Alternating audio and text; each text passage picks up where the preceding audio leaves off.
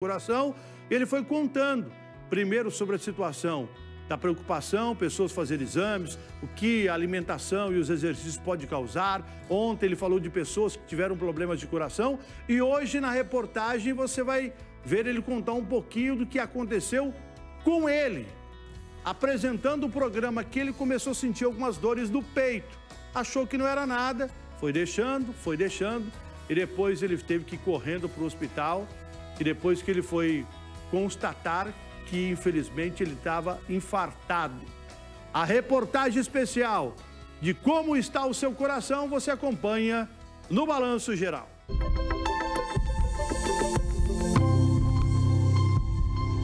Investigação, cobrança das autoridades. De contador de histórias a contar a minha própria história.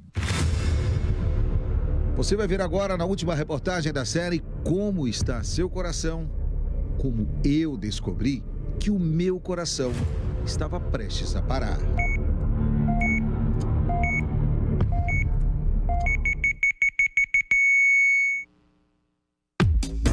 No final do mês de abril, eu estive na emergência de um hospital particular em Maringá.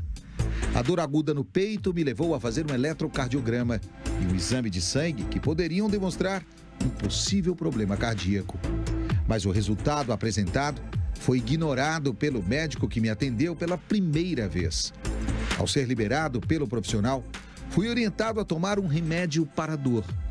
Nada além disso. Só que mesmo tomando o remédio indicado, a dor não passou. E aí no dia seguinte, menos de 12 horas após sair da emergência, eu procurei uma segunda opinião de um amigo profissional da saúde. Ao ver o meu exame de sangue, ele imediatamente mandou que eu procurasse um cardiologista, pois, segundo ele, eu estava tendo um infarto agudo do miocárdio e poderia morrer a qualquer momento. Sim, sem dúvida. Por quê? Porque esse valor está muito superior ao habitual. Aqui tinha que estar zerado. Pediria para você ir para o hospital nesse momento, na hora. E não é que ele estava certo. Eu simplesmente estava com um bloqueio arterial grave, que exigia uma intervenção cirúrgica urgente e que a qualquer momento eu poderia ter uma morte súbita, o coração parar. Sim, porque você não estava com sintomas exuberantes, né? Você chamava muita atenção, na verdade, que o teu quadro clínico tinha alterações e, no entanto, você não tinha tantos sintomas. Afinal de contas, você mesmo chegou andando no hospital, né? E, no entanto, você tinha uma coronária já com uma obstrução grave. Me submeti a um procedimento chamado de angioplastia coronária, em que um estente é implantado para restabelecer o fluxo sanguíneo de forma adequada. No meu caso, estava tão grave que foram 2. A tua artéria estava bastante comprometida, era um comprometimento grave, certo? E quanto mais longa a artéria e mais gordura ela adquire, maior a necessidade de você colocar um estente ou 2 estentes e por aí vai, né? Tem infelizmente, casos que precisa até de mais de 2 estentes. Então, o seu caso, sem sombra de dúvida, que era uma artéria bastante comprometida. A sorte que eu tive em chegar vivo para fazer os procedimentos cirúrgicos, nem todos têm. O seu colesterol bom, ele está dentro dos padrões de normalidade. O seu colesterol ruim, o LDL, o VLDL, até mesmo o colesterol total, eles estão dentro do padrão de normalidade. A sua glicemia está dentro do padrão de normalidade. A sua hemoglobina glicada está dentro do padrão de normalidade. As suas transaminases hepáticas, que são marcadores do quê? Que podem identificar possível risco para esteatose hepática, o fígado gorduroso, também estão dentro do padrão de normalidade. Por isso, fazer exames periódicos é fundamental para evitar surpresas. A gente conversa sobre saúde e as pessoas têm uma certa dificuldade, porque não é todo mundo que tem plano, alguns trabalham pelo SUS e tudo mais. E isso não é justificativa. Hoje nós temos um SUS ativo para formas de prevenção, nós temos, o Maringá é um centro referência para isso, então nós temos bastante possibilidade de trabalhar com prevenção e trabalhar ativamente naquelas pessoas que têm fatores de risco para desenvolvimento da doença. A minha preocupação tem sido um processo desafiador. Aceitar que mesmo não tendo alguns dos requisitos básicos para causar um infarto agudo do miocárdio, como colesterol alto, diabetes, gordura em excesso, tem um problema hereditário e que agora vou ter que me cuidar para o resto da vida.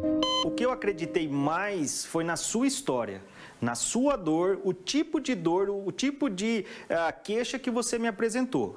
O seu eletrocardiograma foi normal e das pessoas podem ser normais também. O ecocardiograma seu 100% normal, não tinha nenhuma alteração.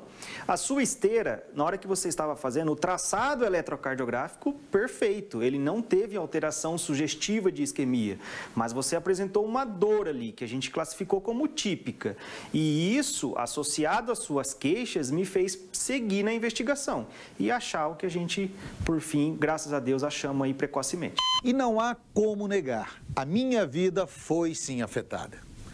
Agora eu preciso fazer mudanças na minha dieta, criar uma rotina de exercícios para poder lidar com essa nova realidade, que vai exigir também um acompanhamento médico e contínuo para superar as limitações que foram impostas pelo meu problema cardíaco.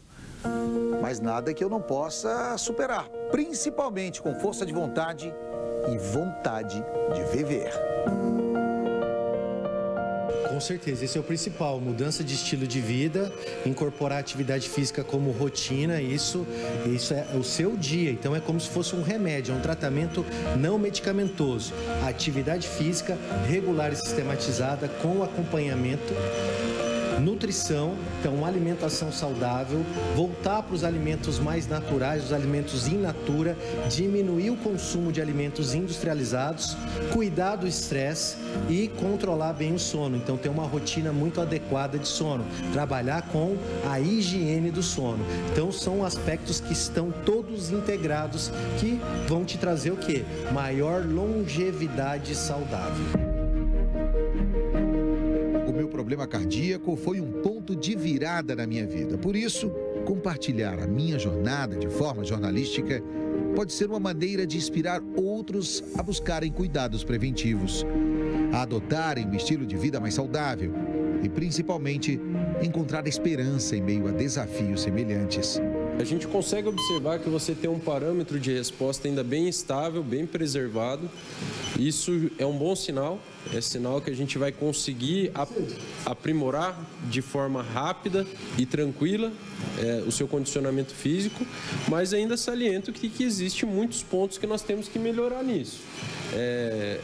Os 9 minutos é um período curto de tolerância ao teste, então a gente sabe que quanto maior essa tolerância, maior é a sua resistência cardiorrespiratória e maior é o seu potencial também cardiorrespiratório, a capacidade de realização de esforço. Então nós precisamos abordar alguns pontos dentro da atividade física, baseado nesses resultados, para que você possa melhorar ainda mais e ter um aprimoramento para inibir esse teu problema aí que foi diagnosticado. O caminho para a recuperação total que eu tenho pela frente pode ser difícil, mas não impossível. Você tem um histórico de resistência cardiorrespiratória muito bom. Isso mostra que no caso de retornar aos treinamentos, iniciar uma atividade esportiva com mais intensidade, com treinamento sistematizado, a chance de melhora vai ser muito mais rápida. Que a minha história seja um lembrete de que a saúde cardíaca tem que ser uma prioridade na vida de cada um de nós.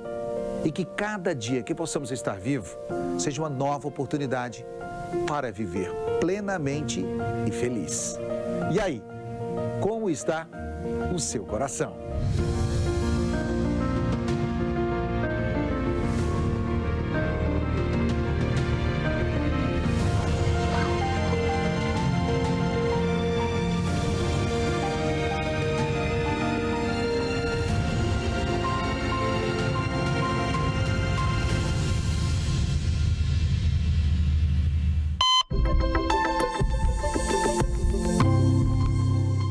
Como está o seu coração? A série de reportagens que foi apresentada aqui no Balanço Geral durante essa semana, e hoje você vendo um pouquinho mais da história do apresentador do Cidade Alerta, Nader Khalil. Começou a sentir umas dores no peito e depois ele descobriu que estava infartado, e hoje ele contou um pouquinho da história. E o Nader já mudou de vida, ele já parou de algumas coisas que ele estava, alguns exageros, né, Nader? Já mudou o estilo de vida, porque a pessoa tem que mudar, porque o coração da gente é o órgão que precisa ser cuidado. E aí ele já está mudando para, claro, preservar a saúde dele,